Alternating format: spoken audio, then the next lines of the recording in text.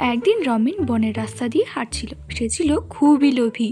হঠাৎ হাঁটতে হাঁটতে সে একটা বাক্স দেখতে পেল। সে এই বাক্সটাকে তোলার চেষ্টা করলো, কিন্তু বাক্সটা ছিল খুবই ভারী। তবুও সে কোনো রকম বাক্সটাকে তুলে ফেললো। বাক্সটা খুলতেই বাক্সর ভিতরটা ঝকমক করে উঠলো, আর ভিতর থেকে আওয়াজ এলো, এই বাক্স যে ওঠায় সেই 3টে বর পায়। তুমি যেহেতু এই বাক্স উঠিয়েছো তাই তুমি 3টি বর পাবে। তবে মনে রেখো, তুমি যা চাইবে এবং যেটা পাবে তোমার প্রতিবেশী তার দ্বিগুণ পাবে।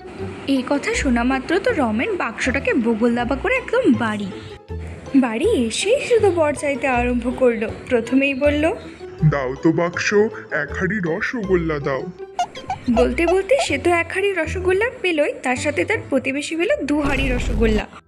সে আবার চাইলো, দাও তো বাক্স, আমাকে অনেক স্বর্ণমুদ্রা দাও। সে তো 1 বস্তা স্বর্ণ মুদ্রা পেল, কিন্তু তার প্রতিবেশী তার দ্বিগুণ